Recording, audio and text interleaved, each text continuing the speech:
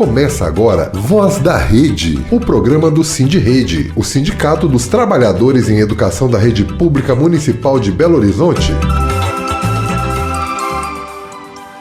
Está no ar o Voz da Rede, o programa do Sindirede, o Sindicato dos Trabalhadores em Educação da Rede Pública Municipal de Belo Horizonte.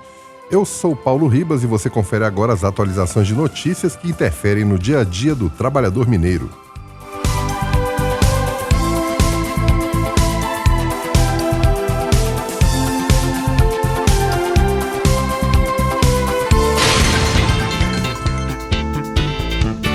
Giro de notícias.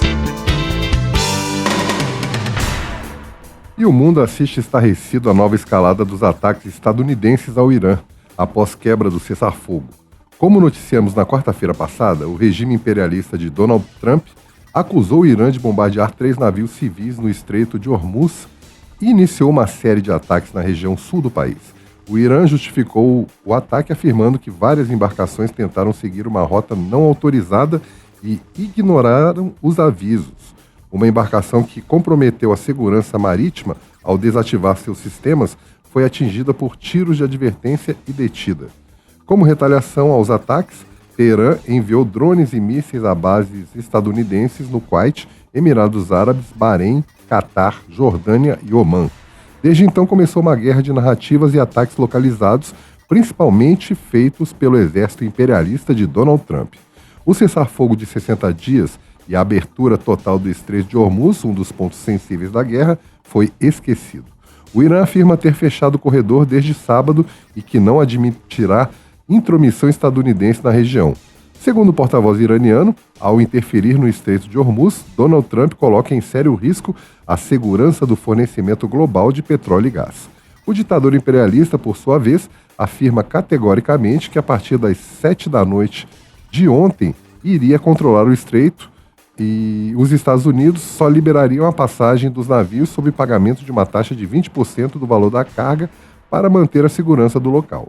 Vale lembrar que em junho, o ditador imperialista e também mentiroso Trump afirmou que ninguém pagaria taxa para navegar no local. É no mínimo estranho um país sair da América do Norte para ir cobrar pedágio numa região que nada lhe diz respeito. Não haveria fechamento do Estreito de Hormuz se o país do imperialista Trump não tivesse atacado sumariamente o Irã, enquanto os países ainda negociavam um acordo sobre o desenvolvimento do programa nuclear iraniano. Teherã rebateu Trump reafirmando controle sobre o estreito e se dirigiu aos países vizinhos, advertindo que qualquer cooperação com o ditador estadunidense será considerada uma declaração de guerra contra o Irã. E mais um crime do exército genocida e sionista de Israel chocou o mundo.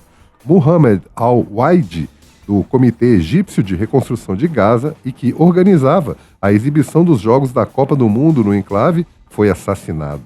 As cenas dos palestinos tendo algum momento de diversão assistindo às partidas da seleção do Egito rodou todo o planeta.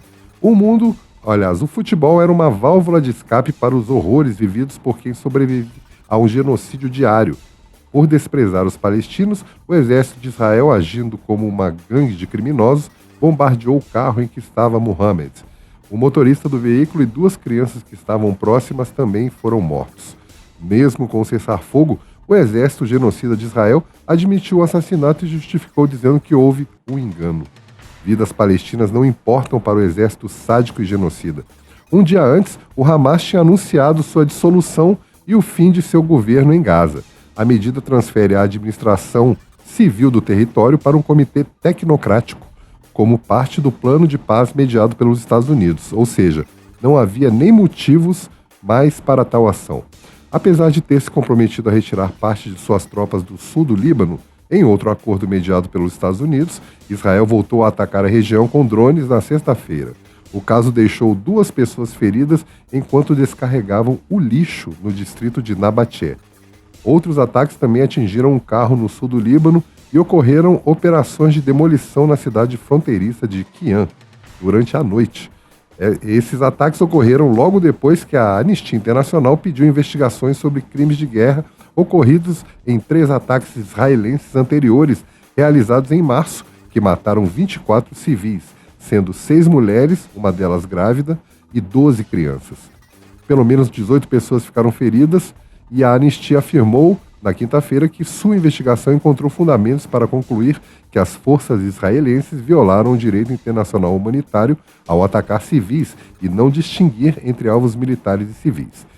E que, no intervalo de apenas uma semana, as forças militares israelenses dizimaram famílias inteiras, incluindo uma dúzia de crianças, no Líbano, demonstrando um descaso cruel com a vida de civis, um total descaso pela vida humana. E uma boa notícia para a educação estadual de Minas Gerais. Na última quinta-feira, o Tribunal de Justiça do Estado decidiu, por maioria dos votos, descontinuar as escolas cívico-militares. Essa é uma das mais significativas vitórias da educação pública. Graças à intensa mobilização popular e também do Sindiúte, que, junto a alguns deputados, denunciaram um caso cheio de irregularidades ao Tribunal de Contas do Estado. Riscos de desvio de recursos da educação, especialmente no pagamento da remuneração a militares, falta de dotação orçamentária específica em violação às normas do direito financeiro e do orçamento público, foram algumas das irregularidades encontradas no processo. Na decisão de quinta-feira, o Tribunal de Justiça de Minas Gerais decidiu manter a validade da decisão do Tribunal de Contas do Estado, que determina a descontinuidade das escolas cívico-militares da rede estadual, a partir deste ano. O modelo cívico-militar não pode ser expandido e nem mantido na rede estadual nas condições atuais, devendo as 9 unidades existentes serem descontinuadas já em 2026. No final de 2025, o TCE apontou a ausência de lei específica para instituir o modelo e falhas na previsão orçamentária. O órgão também questionou a utilização de recursos por meio do projeto SOMAR e a adoção do programa por meio de resolução conjunta sem respaldo em legislação formal. O governador em exercício, Matheus Simões, criticou bastante a decisão, alegando que os militares não atuariam na área pedagógica, e sim na área disciplinar. A cada declaração, o tocantinense se perde mais ainda no conceito de militarização das escolas. Ele anunciou que enviou um projeto de lei para a Assembleia Legislativa e que vai tentar reverter a decisão na Justiça. Lugar de militar não é na escola. Toda mudança numa unidade escolar interfere diretamente na pedagogia das escolas. Estamos assistindo diversas denúncias de violências e assédio moral e sexual nos estados que adotaram esse modelo falido, sem nenhuma justificativa que comprovadamente indique melhorias. No interior do Paraná, um monitor militar sacou a arma, ameaçou e insultou uma servidora de 65 anos na frente dos alunos. Militar não é preparado para ficar em escolas. E o governador de Minas não é um rei para governar acima das leis. Trabalhadores da Copasa, Companhia de Saneamento de Minas Gerais, estão denunciando que estão sendo submetidos a transferências compulsórias para cidades distantes, sem diálogo prévio, com impactos na vida familiar e mental. Segundo representantes dos trabalhadores da Copasa, cerca de 3 mil dos aproximadamente 9 mil empregados da companhia estariam sendo transferidos para municípios que podem ficar até 900 quilômetros de distância de suas residências, mesmo após a garantia de estabilidade por 18 meses conquistada durante o processo de privatização da empresa. A comunicação de mudança de interesse profissional está sendo feita por e-mail, sem chance de negociação. O auxílio financeiro oferecido pela empresa para a realização da mudança é insuficiente para arcar com os custos. O Sindago está orientando os trabalhadores que não peçam demissão porque todos têm 18 meses de estabilidade. Segundo o sindicato, o objetivo das transferências é fazer com que o trabalhador peça demissão. O adoecimento mental causado pela situação já ocasionou 3 suicídios. Nós alertamos sobre os prejuízos que o processo de privatização pode trazer aos trabalhadores e à população. E ainda está só no começo. No momento que acabar a estabilidade, a Equatorial vai demitir todos os técnicos e engenheiros de carreira da Copasa e contratar profissionais com menos experiência para lucrar mais com a prestação do serviço. Essa mudança vai fazer com que aconteçam várias intercorrências no fornecimento de água, vista que os novos trabalhadores não têm o conhecimento, inclusive do mapeamento das tubulações. Até ele atingir um nível satisfatório de conhecimento, vai demorar uns 2 anos. E ainda há o risco desse terceirizado não ficar o tempo suficiente para aprender o serviço, o que vai deixando as coisas mais lentas e precarizadas na prestação à população. A companhia afirma que as medidas não têm qualquer relação com a recente mudança na estrutura na estrutura societária e que as readequações e movimentações de pessoal fazem parte de um plano de reestruturação organizacional e modernização administrativa, planejado e executado gradualmente desde 2024. O superintendente regional do Ministério do Trabalho em Minas Gerais, Carlos Alberto Calazans, informou que o órgão acompanhará as denúncias e realizará reuniões para discutir os impactos das mudanças. Mais um trágico capítulo da novela mentirosa do Privatiza que Melhora. E o projeto que eleva o Cefet à Universidade Tecnológica Federal foi aprovado pelo Senado. A mudança visa expandir a pesquisa e a oferta de ensino superior em Minas Gerais. Na prática, a ação vai garantir mais acesso a recursos para pesquisas e oferta de ensino. Essa demanda da comunidade escolar tramitava no Congresso desde 2023. O Cefet-MG atualmente oferece 44 cursos técnicos, 29 de graduação, 14 mestrados e 7 doutorados. No ano passado, 14.775 estudantes estavam matriculados na instituição, presente em 9 municípios. Sendo enquadrado como universidade, a instituição terá um posicionamento mais adequado do ponto de vista de quadro de pessoal e orçamento, além de dar acesso a editais e linhas de fomento a que apenas universidades têm direito. A ideia é que a futura Universidade Tecnológica Federal de Minas Gerais disponibilize cursos de graduação, pós-graduação e educação continuada e mantenha a oferta de cursos técnicos de nível médio. Os alunos matriculados no Cefet, MG e os professores serão automaticamente transferidos para a nova instituição. Para entrar em vigor, é necessária a sanção presidencial. E a Prefeitura de BH, mostrando toda a sua incapacidade gerencial, teve mais uma ideia brilhante: fechar o Parque Municipal Américo René Janete durante a semana, no mês de julho. Você não ouviu errado. O Parque Municipal, em pleno mês de férias escolares para parte da população, vai ficar de portas fechadas para o público de segunda a quinta-feira. Ficará aberto à população na sexta, sábado e domingo. O motivo? A realização da vacinação preventiva contra a raiva dos gatos que vivem no local. Mas a pergunta que fica: por que no mês de julho? Onde as crianças de férias em busca de entretenimento gratuito vão poder ir? O acesso ao local será exclusivo das equipes de controle de zoonoses da Secretaria Municipal de Saúde. A ação faz parte do reforço anual da vacinação dos felinos e integra o plano de manejo desenvolvido pelas Secretarias Municipais de Meio Ambiente e de Saúde em parceria com a Fundação de Parques Municipais e Zoobotânica. Segundo o Executivo, a suspensão temporária da visitação é necessária para garantir um ambiente mais calmo e silencioso, aumentando a chance de captura dos animais para imunização. A estratégia também permite identificar novos gatos que precisem receber outras vacinas, além de castração e microchipagem. Mas essa ação não poderia ter sido feita em junho ou em agosto? A Prefeitura ainda finalizou com chave de ouro, colocando a culpa na população, afirmando que os gatos que vivem no local são resultado do abandono de animais. Quando a gente acha que a incompetência gerencial municipal é somente na educação, o prefeito vem e nos prova que não possui nenhuma noção de gestão administrativa. Além de não ter uma política de governo para lidar com a situação dos animais abandonados, quem é mais afetada por essa medida é o público que não tem dinheiro para viajar nas férias de julho e que contava com o espaço para se divertir no período das férias. Parabéns aos envolvidos. Voz da Comunidade.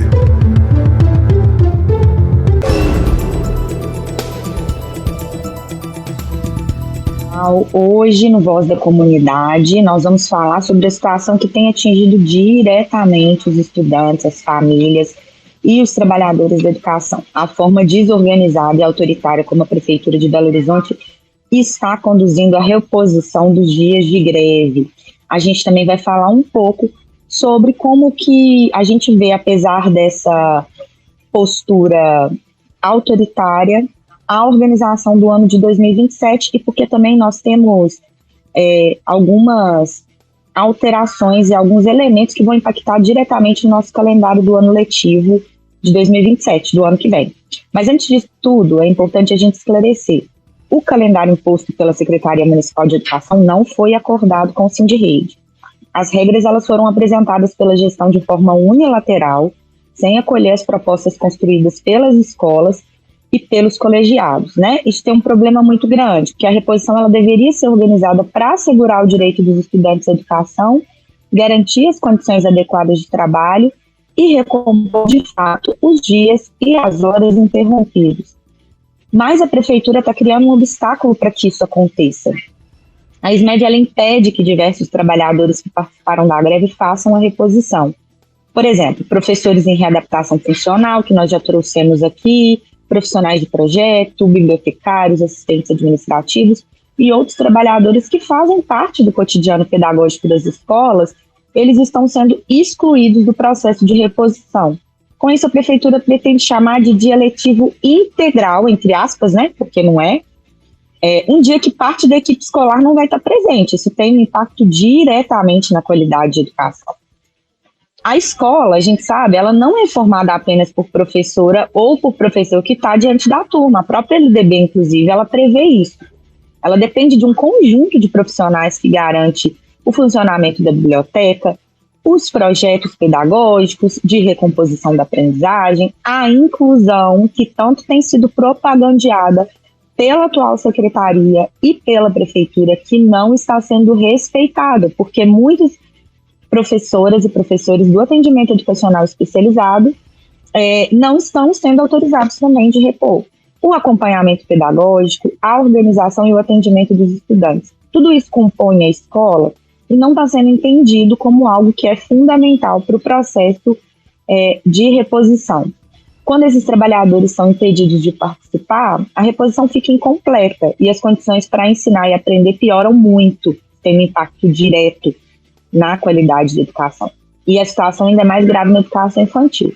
A própria SMED tem informado que algumas turmas de crianças de 0 a 3 anos não vai garantir a integralidade dos exames dias letivos. A gente sabe, a gente já tratou disso aqui em outros momentos, que isso é tratar a educação infantil como um direito menor, é voltar para aquela lógica que havia, principalmente antes da Constituição cidadã de 88, de que a educação infantil não passa de uma assistência, não é um direito da criança antes de qualquer coisa. Então, nesse sentido, a educação infantil é a primeira etapa da educação básica e não pode ser reduzida por uma decisão administrativa da prefeitura. Um outro problema que a gente tem identificado, que nós vamos tratar dele aqui hoje... Pode falar, Carol. E aí é importante esclarecer que a SMED ela tem entendido uma questão muito grave na educação infantil, que há um entendimento de que a educação infantil ela não é obrigatória de 0 a 3. De fato, ela não é obrigatória para a família matricular seus estudantes. Mas, a partir do momento que você tem estudantes matriculados na rede, é obrigação do executivo assegurar esses 200 dias letivos. Inclusive, é importante a gente tratar que, quando houveram os desastres no Rio Grande do Sul, que teve todo aquele transtorno, escolas afetadas, cidades ilhadas, a educação se reorganizou e fez a compensação da jornada para aqueles estudantes para assegurar os 200 dias letivos. Ali até poderia ter sido usado uma questão, calamidade, emergência, e dizer, olha, não vamos garantir os 200 dias letivos. Mas houve uma força-tarefa para garantir os 200 dias letivos. Então, fica aqui uma questão muito importante. Por que a secretária de Educação, Natália Araújo, e o prefeito Álvaro Damião acham que Belo Horizonte, diante de uma greve provocada por eles mesmos, tem menos relevância e menos importância e a educação infantil não tem que assegurar?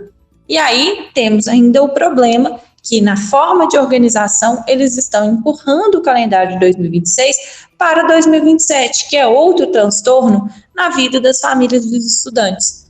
Porque, em especial, os estudantes que estão mudando de ciclo, de faixa etária, estão saindo da educação infantil para entrar no 1º ano, estão saindo do 5º ano para entrar no 6º, ou saindo do 9º para entrar no 1º ano do ensino médio, eles terão dificuldades para mudar de rede, sendo que, no caso do ensino médio, é obrigatório mudar de rede. Belo Horizonte não apresenta mais nenhum atendimento do ensino médio para atender esses estudantes. E aí como fica? Por que a secretária acha que ela tem o direito de bagunçar, atrapalhar a vida das famílias e desses estudantes. E diz que vai resolver com o Estado, que a gente sabe que, além de tudo, ela não tem esse poder, porque estamos em ano eleitoral, pode ser que troque o governo, pode ser que o novo secretário de Educação não saiba ainda o que ele vai pegar, e quem diz que ele vai estar disposto a resolver um problema criado pela secretária de Educação de Belo Horizonte. Então, temos aí uma questão, para além de todas essas que são muito graves que a Thalita traz, algo muito grave para a população, que é ruim para os trabalhadores que o calendário de 26 adentre 2027. Mas quando a secretária faz a escolha de que isso se dê no mês de fevereiro, necessariamente a gente cria mais de um calendário do ano escolar para 2027, que tem 2026, 2027, começando em tempos distintos. E isso é muito ruim.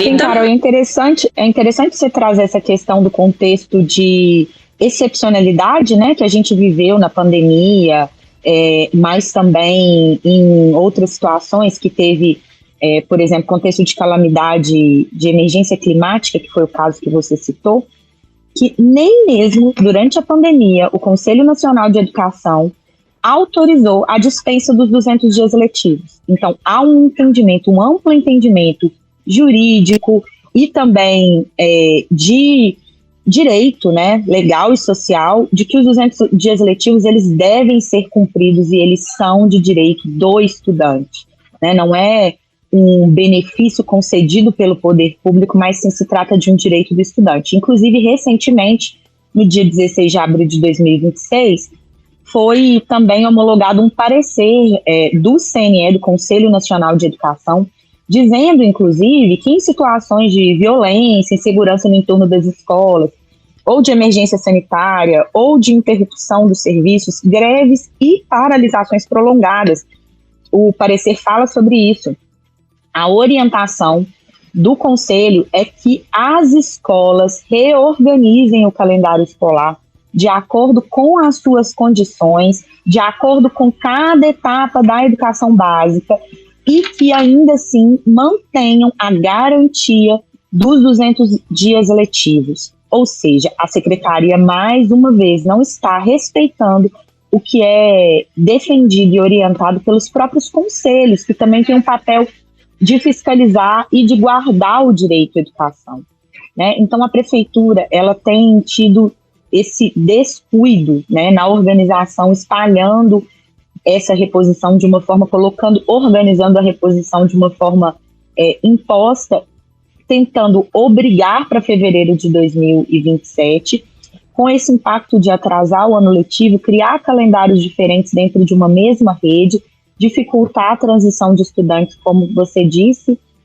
Carol. E também a gente pode ter o funcionamento de turmas simultaneamente no ano de 2026 e no ano de 2027 ao mesmo tempo, ainda com o mesmo calendário com um calendário diferenciado no ano de 2027. Imagina o impacto disso na organização das turmas, na distribuição dos professores, no planejamento pedagógico, né, nas matrículas, até mesmo na alimentação escolar e na rotina das famílias.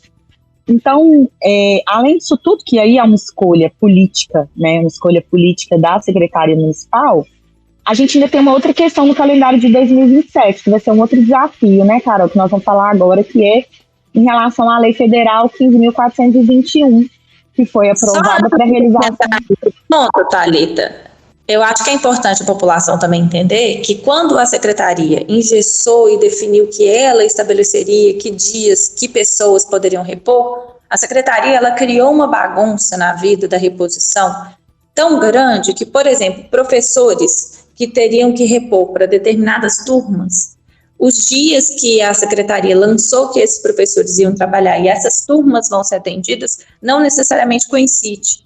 Então, além de tudo, a incompetência que a Secretaria Municipal de Educação tem demonstrado nesse processo, o desrespeito, seja pelos trabalhadores, seja pelos estudantes e pelas suas famílias. Então, para nós, é muito importante que a população de Belo Horizonte entenda que, historicamente, essa categoria tem o compromisso com a reposição e com a recomposição do calendário dos estudantes. E este ano, a prefeitura está tornando inviável os trabalhadores fazerem essa reposição, por uma escolha política dela, né? Então, é bom a gente esclarecer essas questões, e aí sim, vamos entrar nessa questão da lei federal, que ainda tem muita água para rolar debaixo dessa ponte, mas que temos sim algo que está suscitando discussões, que é como que ficará o recesso do ano que vem, no meio do ano, uma vez que tem uma lei federal que está vinculando este recesso ao período da Copa do Mundo Feminina, que vai ser sediada no Brasil. Porque a gente já tem contextos e situações específicas, né? E aí, quando você tem uma escolha política da prefeitura de dificultar o calendário, de complicar o calendário de 2027, a gente tem problemas que são sobrepostos, né? Então, essa lei federal 15.421, ela fala sobre a realização da Copa do Mundo Feminina no ano que vem, 2027, no Brasil. E o que ela determina? Ela determina que as redes de ensino ajustem as férias do primeiro semestre, que as férias, geralmente aquelas férias que a gente tem em julho, né? Aqui na nossa rede municipal, tradicionalmente, a gente tem alguns dias de férias, 3 dias de férias, e o restante é uma parte de recesso. E essas férias, elas, do meio do ano, elas devem coincidir com o período da competição, da Copa. Na lei, é estabelecido entre o final de junho e o mês de julho. Essa lei, ela também permite a criação de feriados ou pontos facultativos nos dias de jogos em eventos oficiais. Então, nós temos 2 elementos. Um é o estabelecimento desse ajuste para que as férias coincidam com o período da competição. E o outro também é a possibilidade de que a gente tenha mais dias em que as aulas serão suspensas, além dessas férias no meio do ano, né, que é feriado ou ponto facultativo. E é importante a gente entender, é importante valorizar o futebol feminino, isso é uma conquista. Durante muito tempo as mulheres foram impedidas de jogar o futebol no Brasil. A gente ainda precisa dar visibilidade para essa competição. As mulheres ainda continuam enfrentando desigualdade, preconceito, falta de investimento. Então, o problema não é, o debate não é esse, né? A gente precisa reconhecer o futebol praticado pelas mulheres. O problema é justamente a falta de planejamento, ou um planejamento, se a gente puder dizer, da prefeitura que prejudique as comunidades escolares. A PBH já sabe, a Secretaria Municipal e a Prefeitura já sabem que o calendário de 27 terá que ser reorganizado por conta dessa competição. E mesmo assim, está empurrando para fevereiro de 2027 uma reposição que poderia ter sido negociada de forma mais democrática e responsável. Se a gente tivesse, por exemplo, a liberação de mais sábados, né? Se a gente tivesse a liberação do próprio mês de janeiro, por exemplo, né? E se a gente conseguisse encerrar o ano de 2026 ainda dentro do período escolar de 2026. Mas é uma gestão que cria um problema que vai ser carregado para o próximo ano. E depois poderá dizer que não teve tempo, que o calendário está apertado, que as escolas precisam aceitar novas imposições. É justamente uma lógica que transforma a desorganização da secretaria em prejuízo para as comunidades escolares. A prefeitura também enviou várias planilhas, né, com diversos erros, com turmas com quantidades incorretas de dias e orientações que mudam frequentemente. E aí, ao mesmo tempo, não aceita os calendários discutidos e aprovados pelos colegiados dos escolares.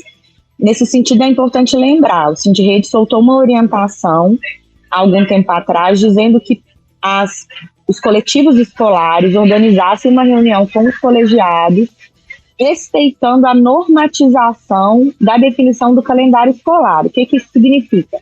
Há uma normativa de construção do calendário pelo colegiado de forma democrática, que a secretaria não está respeitando. E aí, nesse sentido, é importante que os coletivos se reúnam e aprovem esse calendário pelo colegiado e enviem essa ata de aprovação para o Sindirrede, para que a gente possa ter subsídio de que os coletivos escolares estão respeitando a regulamentação. Quem não está respeitando a regulamentação é a Secretaria Municipal de Educação. E aí é importante, né, quando a gente fala dessa legislação federal que muda o recesso, a gente trazer um outro ponto, né, que esse não é tanto da Secretaria Municipal de Educação, o da Secretaria, a Thalita já abordou muito bem, mas que é uma questão que é de fato um problema no nosso país. A gente tem uma legislação que visa valorizar uma Copa do Mundo feminina que vai ser realizada no Brasil, e que o período de duração dessa Copa, ele é longo, ele tem toda uma questão. E aí você obriga que as escolas não estejam tendo aula nesse período, sendo que nós temos um calendário de 200 dias letivos, que todo ano é aquela estratégia de ver como que vai fazer para poder caber até o final de dezembro, quanto tempo vai ter ou não de recesso. Então, na Copa de 2014, algo semelhante aconteceu. Mas aconteceu não obrigando a ter férias e recesso durante todo o período da Copa. Obrigou que, nas cidades em que tivesse tendo os jogos, não tivesse tendo grande circulação. Então, nessas localidades, estava tendo recesso, garantindo, então, de fato, a questão da mobilidade urbana para que você tivesse melhor atendimento. Porque pensem só, quando você pensa em uma lei federal, você está obrigando a mesma métrica que vai pensar Belo Horizonte, Rio de Janeiro, São Paulo e Brasília, que são grandes metrópoles, você também vai pensar pequenas cidades dos rincões do Brasil, seja lá no norte de Minas, seja no Pará, no Amazonas, no Rio Grande do Sul. Então, você obriga localidades que vão passar longe dessa competição e que a gente sabe que sim, poderia ter uma dispensa no dia dos Jogos do Brasil e tudo mais, mas não é algo dialogado. Dialogado com quem? Com as comunidades escolares. E por que isso é importante? Porque você afeta a vida de milhões de brasileiros, porque nós temos aí famílias que são afetadas, estudantes que são afetados, trabalhadores que são afetados, e inviabiliza uma organização coletiva da escola, de fato democrática, porque tudo isso que nós estamos defendendo para a rede municipal, a gente não defende só para a rede municipal, a gente defende para a educação. Acreditamos que o princípio da educação pública, ela tem que ser democrática, ela tem que ser participativa e ela tem que ser laica.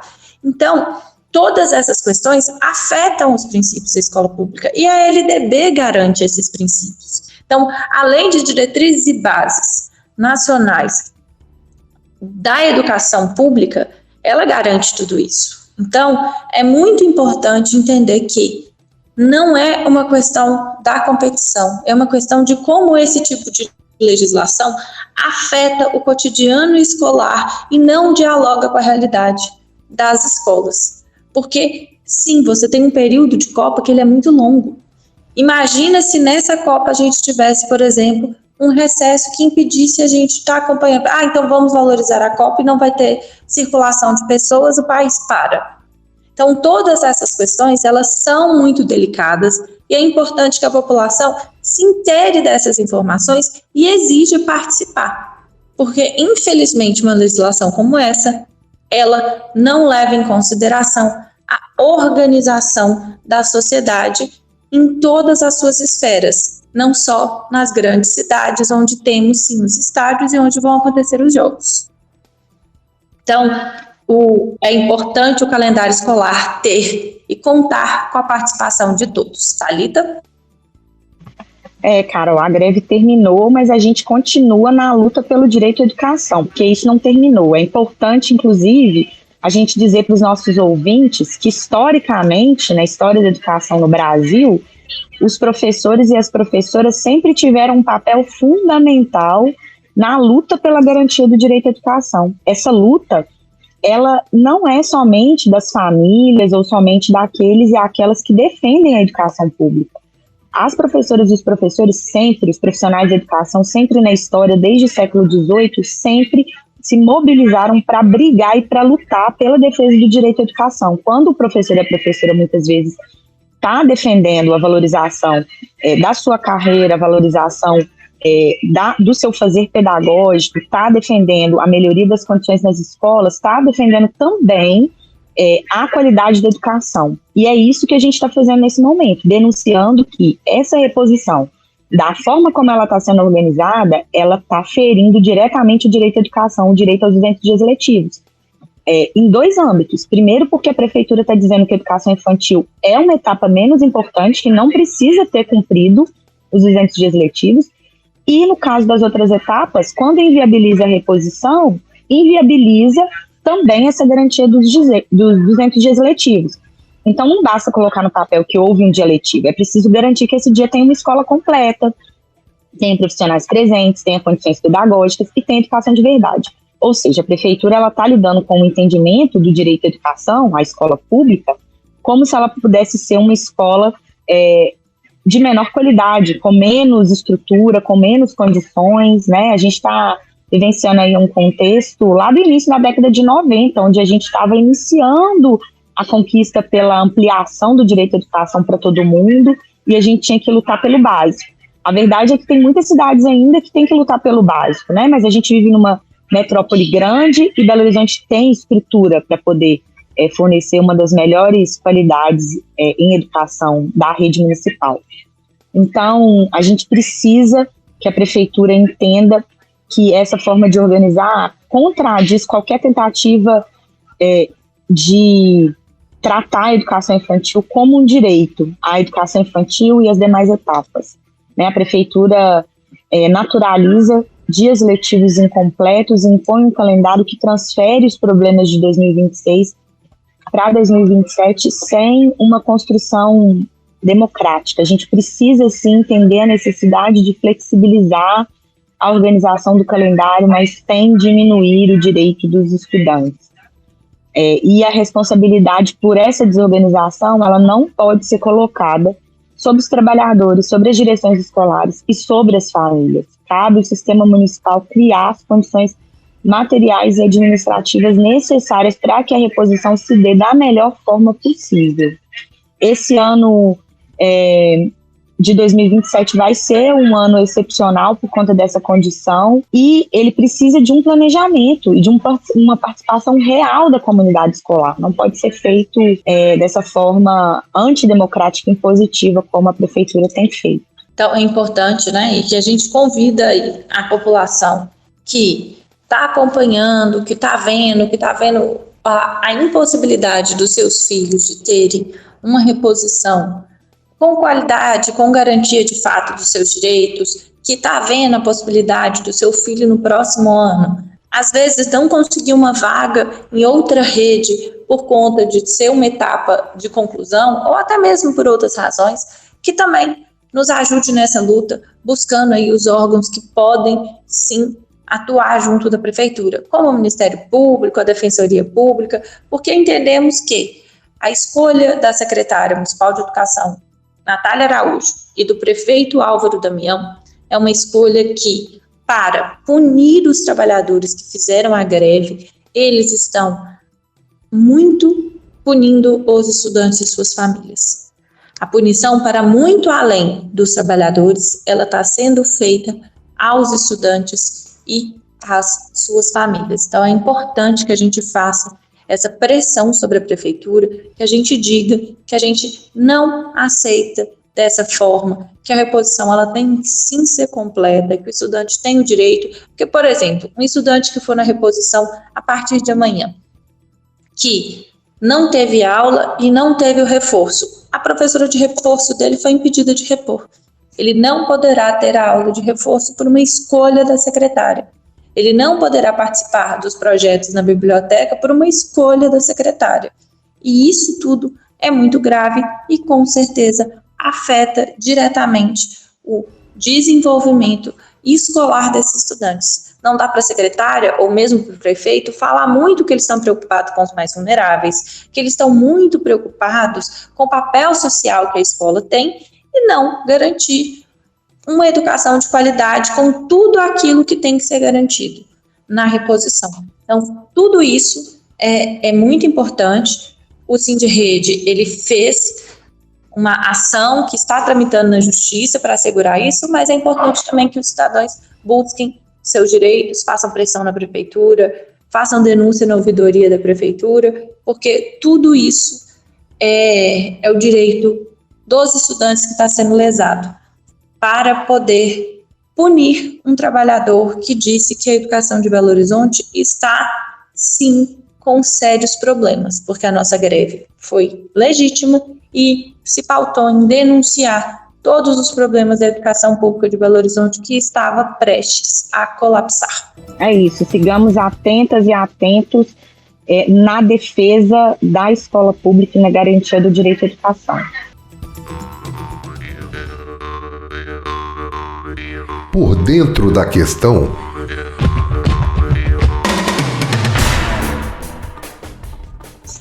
E no Por Dentro da Questão de hoje, nós vamos ter um bate-papo com João, vice-presidente do Sinfaz Fisco, que é o Sindicato dos Trabalhadores e Auditores Fiscais Estaduais, e ele também é auditor fiscal do Estado e conversou comigo e com a Thalita e vai trazer um pouco a questão dessas situações de isenções fiscais, de renúncias fiscais, o que é que isso traz para as contas públicas.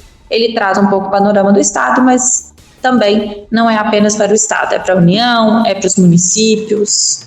Hoje, no nosso Por Dentro da Questão, nós vamos tratar um pouco sobre a relação dessas renúncias fiscais ou isenções fiscais promovidas pelo Estado, mas não só pelo Estado, que a gente sabe que essa prática não é exclusiva, mas que foi promovida no governo Zema e que, além de beneficiar a família do próprio ex-governador, também beneficiou grandes empresários que foram doadores da sua campanha, e qual que é o impacto disso para o orçamento público. Para começar, explica um pouco para o ouvinte, João, o que é isso, essas renúncias fiscais e como que elas funcionam. As renúncias fiscais, ela vem como um manto de investimento econômico, tentar fixar as empresas realmente no território mineiro, que é a base de tributação do Estado. Mas por trás disso aí, a gente sabe que existe um grande mecanismo de financiamento de campanha eleitoral, então utiliza esse artifício, essa manobra, para justamente se perpetuar no poder e obter financiamento de campanha dessas grandes empresas que são beneficiadas com esses incentivos fiscais. Aqui em Minas Gerais a gente assiste o seguinte,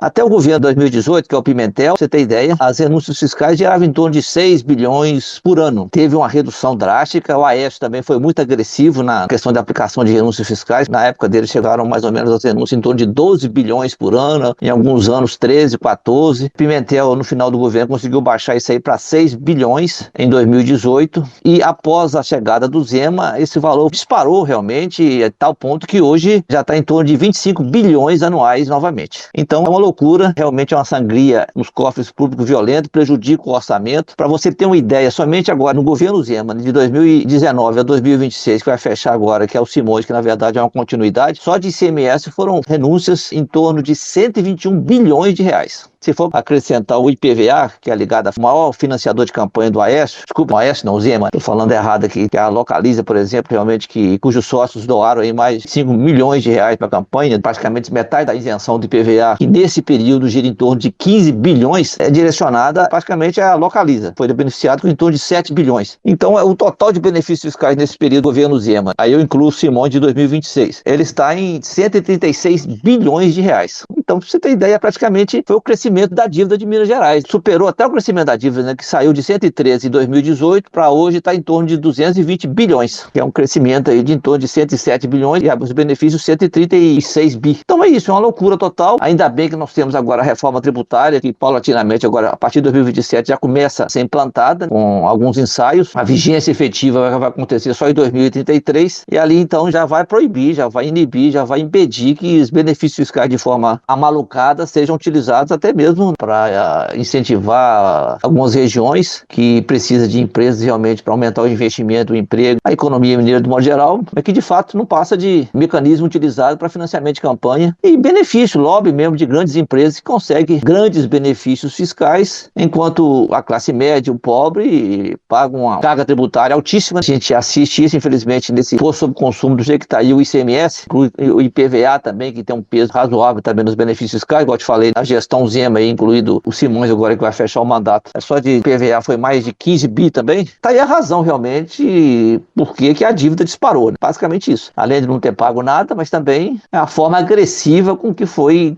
concedido benefícios fiscais para tudo quanto é empresa. Para você ter ideia, o absurdo maior, né? Você vê a Ambev. A Ambev mesmo, somente em 2025 foi mais de 1,5 bilhões de reais de benefícios fiscais. Então, é um absurdo, né? Uma empresa que tem imposto sobre pecado, né? Que é um imposto, são produtos que causam dano à saúde, que chama imposto sobre pecado, que deveria ter uma carga tributária maior. É a principal empresa hoje em termos de benefícios fiscais anuais. A princípio, antes da Localiza. Por incrível que pareça, o IPVA, que é um imposto cuja incidência só ocorre uma vez por ano, enquanto o ICMS, a apuração é mensal. Quais são os grandes beneficiários? A Ambev e a Localiza. Os dois sozinhos giram em torno de 3 bilhões de reais por ano. E aí, João, só para os ouvintes entenderem, você fala que essa renúncia fiscal ela tinha um objetivo claro de fomentar determinadas regiões. Explica um pouco isso, que acho que você já explicou bem como que ela tem sido usada, mas qual era de fato o objetivo desse processo? Eu falo que o objetivo inicial que foi criado começou muito no Rio de Janeiro, né? Esses benefícios fiscais ali na década de 2010, 2015, nessa época aí, realmente Rio de Janeiro era o principal estado que dava de forma agressiva benefícios fiscais sob o manto de que seria medidas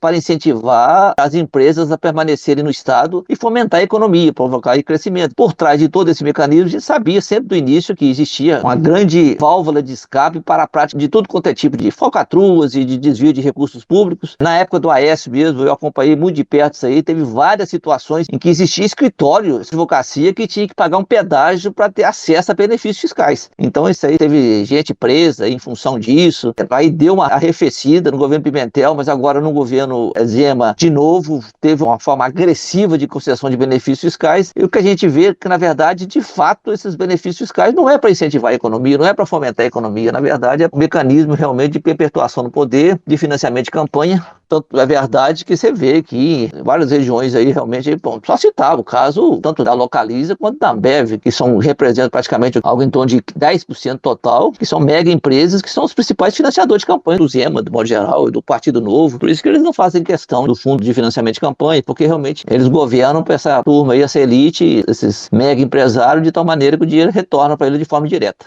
João, nós tivemos uma lista divulgada que mostra cerca de 20 empresas que concentraram aí 40% das isenções de ICMS. E aí a gente está vivendo um contexto político, histórico nesse momento, e é histórico porque é uma coisa que vem sendo discutida durante muitos anos, até décadas, que é a questão da justiça tributária, né? Finalmente, óbvio que por muita pressão social, mas política institucional também tem entendido que é importante fazer o debate sobre a justiça fiscal. Então, o que essa concentração de isenções de ICMS representam justamente para esse debate da justiça fiscal? O Sindifisco consegue perceber também se há, de fato, um impacto dessas isenções na qualidade da geração de emprego, na qualidade da oferta das políticas públicas e na alteração e na organização, de fato, do que é garantia de direitos ofertados pelo Estado? De fato, não existe nenhum elemento probatório, muito pelo contrário, de que esses benefícios fiscais promovem fomento da economia, fortalece, melhora a qualidade de vida do trabalhador. Há uma queda de preços dos produtos na economia, do modo geral, porque, teoricamente, se você está reduzindo imposto, o produto deveria ser reduzido de preço. Isso não acontece em hipótese nenhuma. A gente não assiste a esse tipo de situação. Então, o que se fica comprovado, tanto é verdade que a reforma tributária que está sendo proposta aí vai acabar com os benefícios fiscais. Os benefícios fiscais vão ser agora uma legislação nacional que vai ser realmente regionalizado para aquelas regiões onde realmente necessita de fomento e de incentivo para ela dar um incremento na economia, gerar emprego de qualidade e coisa assim. A fórmula como vem concedida esses benefícios fiscais pela sistemática do ICMS, na verdade não passa de lobby. Ou seja, as grandes empresas conseguem fazer pressão e conseguem realmente benefícios fiscais vultosos, enquanto o pequeno contribuinte, para sobreviver, que não tem poder de lobby, precisa realmente muitas vezes sonegar, senão não consegue sobreviver. Então é uma pressão muito grande, um lobby das grandes empresas, prejudica a concorrência e praticamente aniquila os pequenos e médios contribuintes que não conseguem sobreviver num ambiente tão selvagem, sem nenhuma regra jurídica. A única regra que tem é o lobby, a pressão de grandes grupos econômicos que são beneficiados, que são os verdadeiros beneficiados, que não geram nenhuma consequência ou consequência praticamente irrisória para a população de modo geral. Então, Minas abriu mão de bilhões em isenções fiscais e a gente percebe que, por outro lado, os servidores eles estão acumulando perdas salariais, as escolas estão cada vez mais precarizadas, a gente vê desmonte de hospitais e da política de saúde pública pelo governo de Minas, Zema e agora Matheus Simões. As isenções fiscais, por um lado, e há inúmeros problemas na garantia de direito, por outro. E, ao mesmo tempo, o governo defende privatizações. Como explicar para a população que a renúncia fiscal também é gasto público, só que é feito pelo lado da Receita? É o próprio orçamento público, a própria contabilidade aplicada ao setor público deixa claro lá que, na verdade, as renúncias fiscais são gastos públicos. Quando o Estado abre mão de sua receita, na verdade, aquele ali é um gasto porque é uma arrecadação, a receita que deveria ingressar nos cofres públicos, no erário, ela deixa de ingressar em benefício de determinado setor e ali, então, a rubrica é classificada como se fosse um gasto público. É o principal gasto público hoje do Estado. Então, aí acaba prejudicando o setor de segurança, saúde, educação, que são os mais prejudicados do modo geral, porque não sobra dinheiro para investir, os benefícios fiscais são aplicados de forma desorganizada e basicamente, igual eu disse aí, voltada e sujeita à pressão de grupos econômicos, que são os grandes beneficiários, que sem nenhum retorno ou qualidade de vida para a população, pelo contrário, só prejudica. Você vê aí a situação de Minas Gerais, a questão da saúde, a educação, está toda sucateada, tudo privatizado, e não teve nenhuma melhoria. Muito pelo contrário. Por exemplo, falar, o Zema praticamente privatizou tudo do Estado. Tudo que ele tentou, ele conseguiu. Até a CEMIG, embora não tenha sido privatizada, mas subsidiário da CEMIG, ou muitos setores realmente rentáveis da CEMIG, já está na mão de grandes empresas. Que benefício que teve? Muito pelo contrário. Você vê que a dívida disparou. E a qualidade de vida também, a gente não consegue detectar nenhuma melhora. Então, é uma loucura. Realmente é um governo voltado para a elite e que trabalha de costa para o povo. Isso que a gente assiste. João, para a gente também fazer um pouco o link com Belo Horizonte, por exemplo, a gente vê que o discurso do superávit, da necessidade de reduzir os gastos, que em Minas, por exemplo, nós ouvimos muito, né, principalmente na gestão Aécio, que precisava enxugar a máquina, e que, na verdade, essas práticas elas são reduzir os gastos para aquilo que atende à população, para aquilo que garante o mínimo de condições de trabalho para os servidores que garantem o atendimento do público. E que não necessariamente significa reduzir os gastos para os empresários, sejam financiadores, amigos. Então, como explicar um pouco isso para a população? Porque às vezes o choque de gestão do Aécio, ou mesmo essa lógica, né, de austeridade nas contas públicas, ela ganha um certo fôlego. De fato, quando a gente pensa, a máquina pública ela deveria de fato ser austera, ela deveria de fato gastar menos e proporcionar mais. E a gente sabe que não é bem assim quando chega nas letras miúdas. Evidentemente que não é, porque a gente, infelizmente, a população tem que aprender a votar, né? A população, na minha opinião, assim, ela tem que votar em partido progressista, mas elas insistem em votar em partido de direita, de modo geral, ultradireita, que, infelizmente, eles priorizam a classe mais privilegiada de onde eles vêm, né? A origem dele de classe privilegiada, sempre sobrenome Aécio, Zema, gente que nasceu em berço de ouro, pegou tudo já pronto, só multiplicou o patrimônio. Eu entendo que essas pessoas, realmente, o que eles querem fazer é tirar o pobre do orçamento. Eles não respeitam o povo, eles só tratam o povo com respeito na época de eleição. Então, por isso que eles colocam grandes empresas no orçamento, benefícios realmente com um aumento estrondoso de pequenos grupos cada vez mais ricos, né? E a grande massa da população praticamente lutando para sobreviver e com grande dificuldade, em função de um modelo econômico que privilegia o rico em detrimento das classes menos favorecidas. Porque se a gente for colocar o dinheiro, né, público, então o dinheiro público devia ser para o povo de modo geral. Mas não é isso que ocorre. O que ocorre é que nesses governos de direita eles tiram o povo do orçamento e aumenta a participação dos ricos. É o que a gente assiste, é só se olhar aí, 136 bilhões de benefícios fiscais no governo Zema, e você pega aí realmente as áreas prioritárias como educação, saúde, segurança, são áreas totalmente precarizadas, sucateamento praticamente total. João, para a gente já ir finalizando e continuando essa perspectiva comparativa de um discurso que fala de déficit, mas que, na verdade, esse déficit é só para quando se trata de investimentos no serviço público, na garantia do direito à educação, à saúde, à assistência social. e a habitação. Então, olhando para esse conjunto, dá para a gente dizer que Minas Gerais, né, ao contrário do que tem sido propagandeado, não está, na verdade, quebrada. Minas Gerais, na verdade, está abrindo mão de arrecadar de quem tem poder econômico, enquanto cobra a conta dos servidores e da população que depende dos serviços públicos? Exatamente, acho que as coisas acontecem por aí mesmo. Igual eu falei, é um modelo econômico que eles colocam realmente, que utiliza todo um argumento que a situação fiscal do Estado está complicada. A situação fiscal está a dívida, realmente existe uma dívida muito grande que o governo Zema praticamente mais que dobrou a dívida, né? Saiu, igual eu falei, saiu de 113 para algo em torno de 220 bilhões hoje. Então, mais que praticamente dobrou a dívida, tirou recursos de áreas prioritárias do Estado, de investimento público, ao mesmo tempo que esses recursos aumentou substancialmente benefícios fiscais, ou seja, gastos orçamentários, né, gastos tributários com mega empresas de gente bilionárias. Prejudicou a economia porque a concorrência também não consegue esses benefícios fiscais. Um governo realmente que prioriza o rico, igual eu disse já, e trata o povo realmente com desdém, e que só lembra que ele existe na época de eleição. Então a situação está complicada. Minas Gerais realmente assim, tem uma situação de caixa excepcional. Acho que dificilmente tem um estado melhor que a situação de caixa que o estado. Hoje o saldo de caixa do estado hoje gira em torno de 48 bilhões de reais. O Propag, que foi criado, que é um sistema novo de financiamento da dívida, também está ajudando muito Minas Gerais, está lá sendo estudado. Então, o desembolso para pagamento da dívida agora caiu substancialmente, está em torno de 200 bilhões por mês, que daria perfeitamente para o Estado pagar. Então, ou seja, está com uma situação de caixa excelente ao mesmo tempo em que não investe realmente em setor estratégico, mesmo estando com caixa abarrotado de dinheiro, algo em torno de 48 bilhões de reais. João, a gente agradece. Esse debate ele também chega em Belo Horizonte, né, na nossa cidade.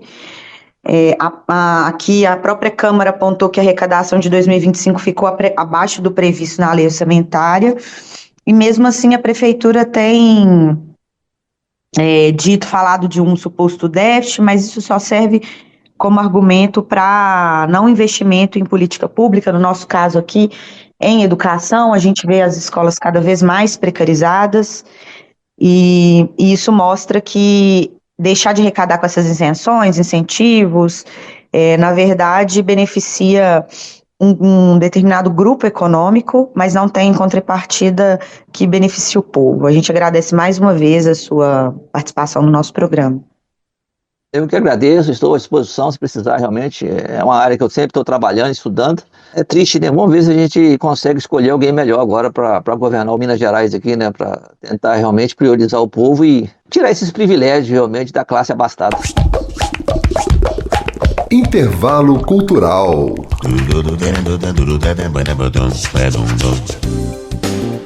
E no próximo sábado, dia 18 de julho, o Sesc Palladium recebe o evento Literatura no Palladium Convida, Cangerê Mulher Negra, a partir das 4h30 da tarde. A programação celebra a cultura negra com rodas de conversas e apresentações musicais. As escritoras e educadoras Madu Costa e Rosália Diogo, representando o Instituto Cultural Casarão das Artes Negras, fazem a roda de conversa e a sambista Ana Hilário fará uma performance poético-musical. A iniciativa promove reflexões sobre ancestralidade, memória, identidade e resistência da mulher negra. A entrada é gratuita, mas você deve retirar seu ingresso no Simpla Bileto. Então, relembrando, roda de conversa e performance poético-musical no evento Literatura no Palladium Convida, Cangerê Mulher Negra, sábado às 4h30 da tarde no Sesc Palladium, que fica na rua Rio de Janeiro, número 1046, no centro de BH. Bom espetáculo! E chegamos ao final do Voz da Rede. Se você não conseguiu acompanhar todo o programa ou o programa anterior, procure por Cindy Rede ou Voz da Rede no SoundCloud, no Spotify, no Deezer, na Amazon Music, no YouTube Music e também no YouTube. Quem quiser fazer contato com a gente para sugestões ou críticas, mande mensagem para o nosso Instagram, @Voz da Rede Cindy Rede, D mudo. Obrigado pela audiência e até o próximo programa. Termina aqui Voz da Rede, o programa do Sindirede, o Sindicato dos Trabalhadores em Educação da Rede Pública Municipal de Belo Horizonte.